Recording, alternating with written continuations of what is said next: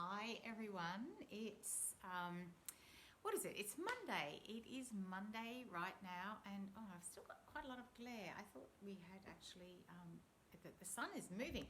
Let me just move my camera down. Hi everyone, lovely to have you here. Lovely to see you. Happy Monday. What an absolutely glorious weekend we had here in Sydney. It was sunny, it was clear skies.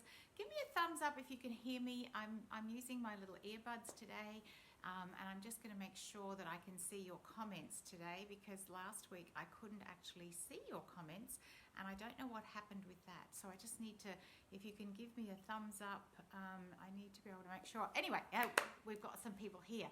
It was freezing. It was beautiful. It was clear skies, and I am grateful for so many things right now. So what are you grateful for? What is it that you are feeling that you're grateful for, that you're enjoying, that you're having the time that I'm just trying to see now. There's no comments, so gosh, maybe I've done something to turn off my comments. Okay, so this is the final live for September. Can you believe it? Next month is October, and I know for some of you that means that the time for this is going to change, because it's 12 noon right now in Sydney, and I'm going to keep 12 noon in Sydney.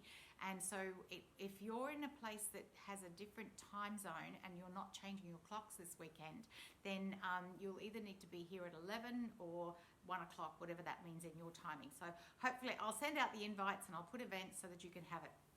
Okay, so thank you for being here. Thank you for spending time to create more energy and belief around your financials and your financial literacy. And of course, I'm always going to include some mindset. So today we're going to talk more about financial literacy and some more business acumen. So today, last week we started talking about profit first, technology, methodology, and profit first thinking. And I'm going to talk more about that today. So financial literacy, remember we said that was the ability to understand and effectively use the various financial skills to run the financial side of your business. And this would include cash flow management, its revenue, its sales, break-even analysis, expenses, understanding opportunity costs, and much more. So remember, all we need to do is learn the jargon. And I know that for some of you, it feels like you just can't wrap your head around all these strange concepts and terminology. So that's what we're going to work on. We're going to work on all of these through these lives. They're right back there in the units if ever you want to go back and listen to them again. So I'm going to talk more today about profit. Who managed to set up their profit first account? If you could type into the chat profit or profit first, if you managed to set up that separate account for profit. So last week I was explaining to you that the old way of thinking about profit was that it was the revenue in your business. That you took the revenue, then you minus the expenses, and that gave you the profit that was left over. And what Profit First does is it tips this completely on its head, and it takes it from the other way around. So we start with the revenue and we decide how much profit we want from that revenue, and that then becomes our profit. And so if you've done this, please type in the chat what it felt like. What did it feel like to take that 1%, because we said we were going to take that revenue and we were going to take out 1% from our general account and we were going to put that into the profit account.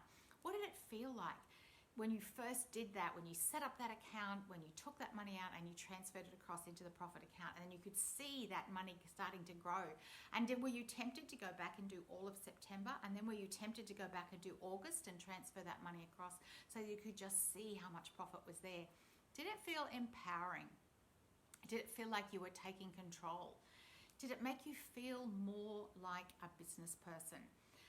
Did it make you feel like, oh, so this is what 1% would look like?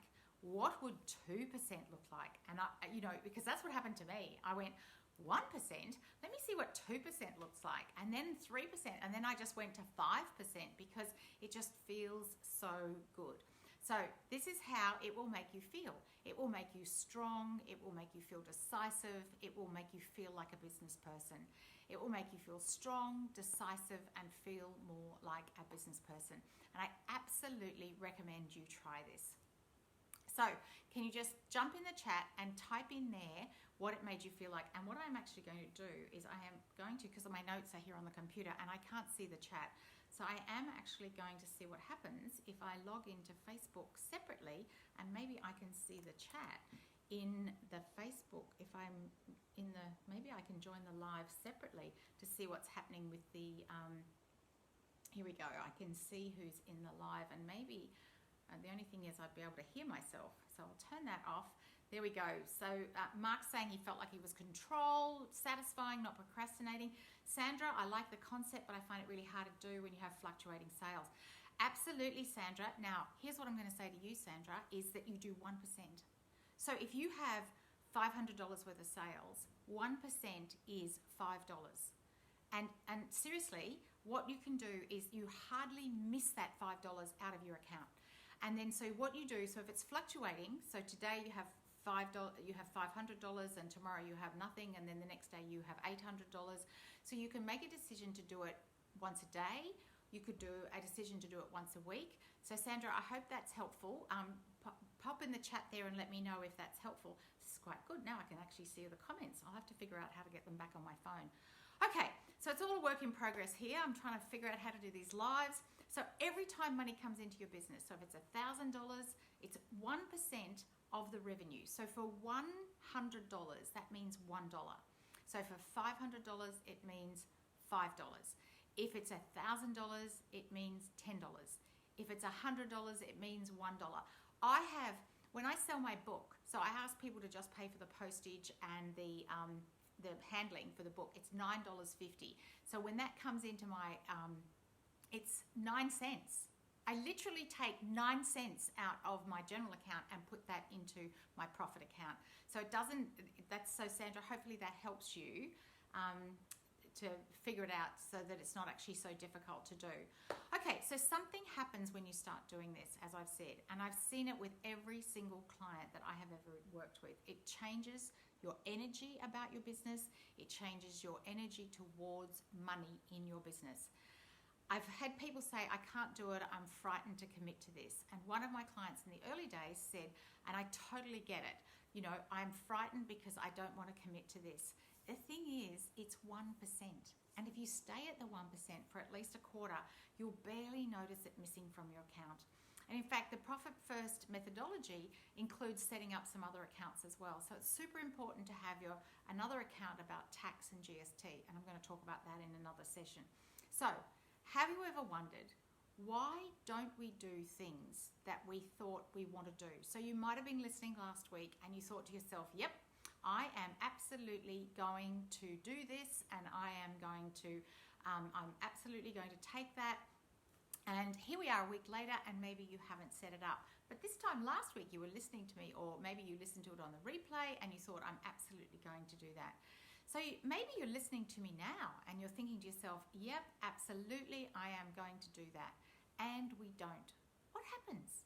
Look, type in there and let me know what happens when you have absolutely things that you want to do and then something gets in the way. Maybe not necessarily this particular example about setting up your profit account, but what actually gets in the way of you doing things when you absolutely have an intention that you intend to do something. So I'd love to hear from you if you would type in there what you actually can, what gets in the way of you doing things. Because the same thing happens to me. So I think about something and then time flies. And to be truthful, I have two things hovering at the moment. One is about ordering a new rashi online, and the other one is about sending an email to someone. And I've actually put them in the calendar so that it comes up in my calendar this afternoon to get my new rashi, because we're going on holidays and I want to be able to wear that when we're away, and I need to get the timing right so it can be delivered. But you know when I think about it? I think about it at night when I'm in bed. I can't go online and do that in the middle of the night. I think about it when we're out for a walk. So the number one way to do it is we need to have a system for putting our things into place. Okay, so if the reason that you're not doing things is because you don't have a system or you haven't put something into place, then use a to-do list. Use your calendar. There's things like that. But for many of you, the reason that we're not setting up this profit account is something deeper. It's something deeper, and it could be around that we don't want to make the commitment. We might be fearful that it won't work. It would be difficult to do. It's just one more thing. Honestly, Ingrid, I'm up to here. But this is why I am actually going to cycle back to how important profit is in your business, because here is why we want more profit. Because profit buys you time. Profit buys you time.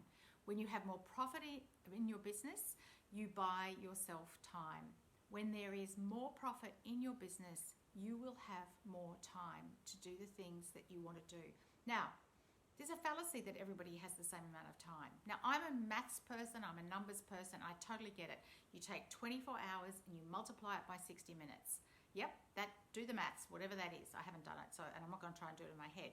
The thing is, when you make more profit in your business, when you grow your revenue, you then have money to pay others to do the things that take up your time. So when you have more profit, when you have more revenue, you actually buy time. Everyone says you can't have more time.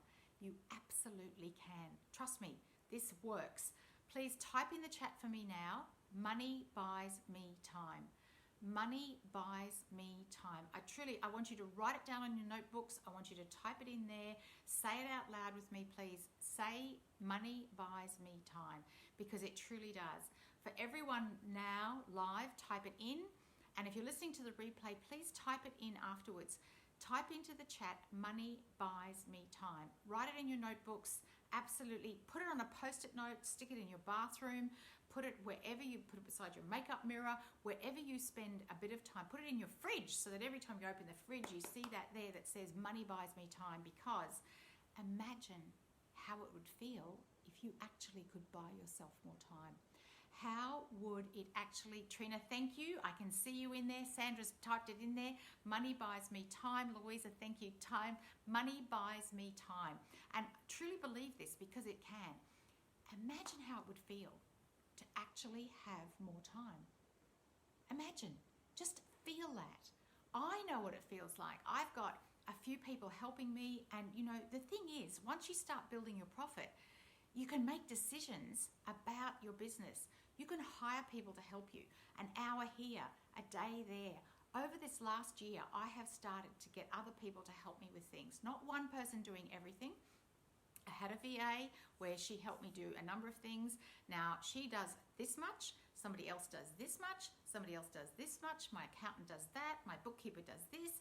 And so when you can free up so that you can think.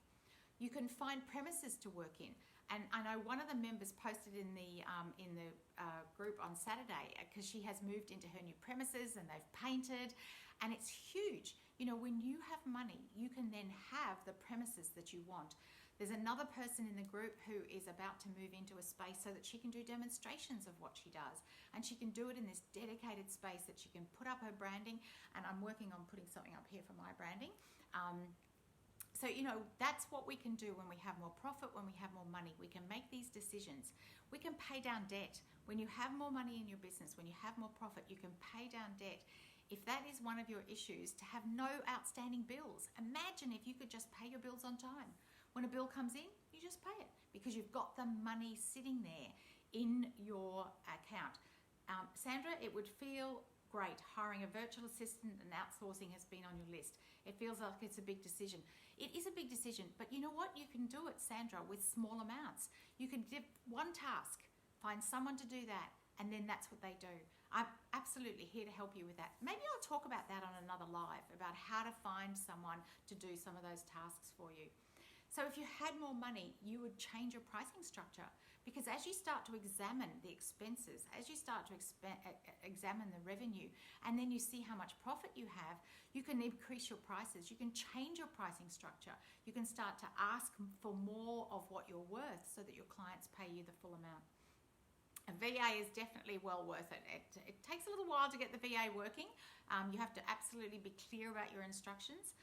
You could build your buffer balance. If you had more money in your business, you could build your buffer balance. And what you might want, 3 months sitting in a buffer balance account. It's in my book. I talk about buffer balance being that amount that if you had no revenue for a whole month, that everything would be taken care of. One of my really good friends works for a company, and when all this COVID thing happened this year, their business had 12 months buffer balance, 12 months buffer balance for rent, 12 months buffer balance for staff salaries. And it's a pretty big business with 50 or 60 people in it. So you imagine having that much money sitting there just in case something happens. So you could pay your rent in advance. You could pay expenses in advance. So ultimately, time is the goal for many people, and money helps with this goal. So if you've ever asked yourself, or said to yourself, I don't have enough time, or I wish I had more time, then take the time now to set up this profit first account, the methodology, and take this action in your business. Set up the account, and let me tell you, one of the ones that has a no fee structure is actually the best thing. So I mentioned ING last week. That's an Australian bank. You may very well find that that's a good one for you.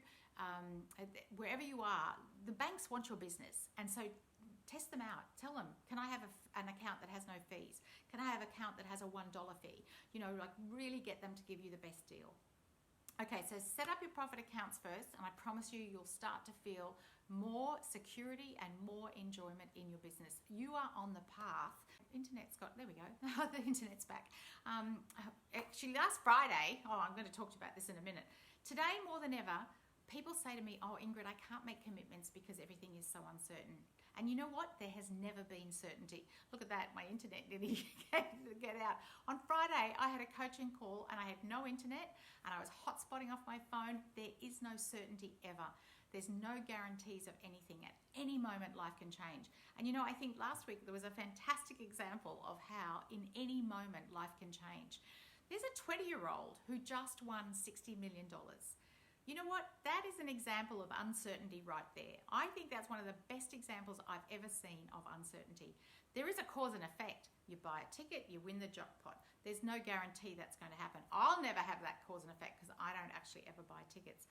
So lots of others buy tickets and nothing ever happens. There is no certainty. That 20-year-old was not certain she was going to win. She hoped and she thought she might, and she probably thought in the back of her head she never would, and now she has. So it's entirely delusional to think that there is total certainty. Out there, whatever we can be certain about is our own mindset. How we respond to things, to what's going on in our head, to what is in our mind. We can have some certainty that the sun will come up tomorrow and that the moon will come back, because right now there's no moon. We know there is actually a moon, but we just can't see it. And we know we'll be able to see it again. But the seasons, there's some certainty around that. But truly, we cannot use uncertainty as an excuse from making commitments. The fact that you are here means you are the 1%, the 1%. And I was talking to a member of the Facebook group this week, and she told me that they knew they needed to get their financials in order. And they weren't even quite sure what I meant when I said get your financials in order. So here we go. When you have your financials in order, you know how much your profit is. You know how much your revenue is, and you know how much your expenses are, and you know what your cash flow is.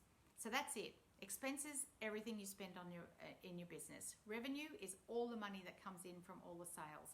Profit is whatever you decide it's going to be.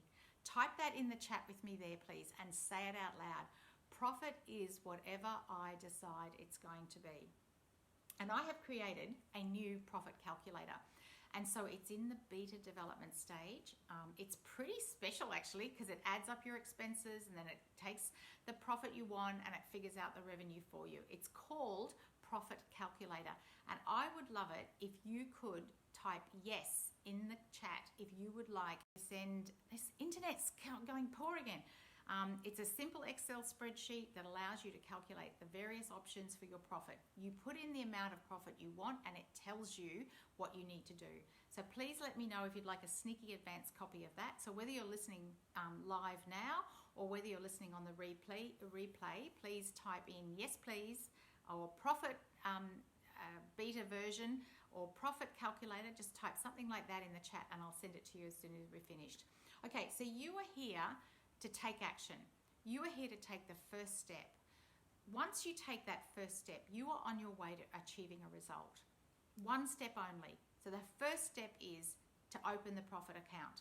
The second step is to start putting money into it. Look, I love pizza. You're probably surprised at that, but I do. I love pizza. And when we don't have it very often, but when we do, we have one this size. We have the largest pizza we can possibly have, and it comes to the table and it takes up the whole table. And I never think to myself, man, I can't eat that pizza because it doesn't all fit in my mouth at the same time. I have a slice of pizza, I take a bite of that pizza, and you might want to have 2 or 3 bites at once. But the truth is, we take a bite at a time. And that's how we're going to work with this profit and how we're going to work with financial literacy. We are going to take one step at a time. And we're going to set up that profit account, and then we're going to start putting money into it. And we're going to do 1%, and that's all we're going to do. So when you're thinking about that profit account, think about a pizza. Pizza, yum. Louisa, you want that copy of that? I'll send it to you straight away. Louisa, did you get Julie Andrews' book, by the way? I'm interested to know. So look, I know we've covered a lot today. Don't worry about whether you're doing the thing the right way or the wrong way, or if it's not going to work out. Just do it. Just take the actions. And you know, I was reading a really interesting definition of worry at the weekend. Have you ever asked yourself, what is worry? Like, what is worry? And you know what worry is? Worry is the misuse of imagination. When we use our imaginations, we're meant to use to mentally see a way to do things. And worry is a negative picture. Guard your imagination.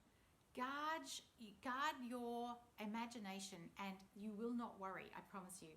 I know, Louisa, isn't that a fantastic definition of worry? Yeah, but it's on your to-do list. Oh, I'm glad the book is on its way. Guard your imagination. It is the misuse. Worry is the misuse of your imagination. So when you think about being the 1%, when you believe in your goals, when you totally believe in why you are doing what you are doing with your clients, when you know that this is the work that you were called to do, and that this business is your business and you are going to grow this business into whatever you want it to be, guard your imagination. Okay, I've covered a lot, and as always, thank you so much for being here. Thank you for devoting time to improve yourself, to think. You know, I was talking to a friend of mine just last week, and I was saying that everyone is so caught up in doing and reacting, we haven't got time to think. And this is thinking time for you. And if you have more profit and you grow your business and you grow your revenue, then you will have more thinking time. Money buys you time. I want you to just chant that as we finish up today. And I love this profit first methodology, and it truly is going to make a difference in your business. What are you saying there, Mark? It's too quick. Thank you, Trina. My pleasure. My absolute pleasure. Now, what I'm signing off with today, and you know, if you don't know, I think you'll have seen this book in my, and if you haven't got this book, you need to follow Charlie Mackesy on Instagram. And look, I know we need to have more time to do the right things, but this is the most beautiful book in the world. The Boy, the Mole, the Fox, and the Horse. And I've been reading this every single day because it's just the most gorgeous way to keep my mind focused on, keep my imagination. It's part of guarding my imagination. And I'm going to open this at a page, and that is the page we are going to finish with today.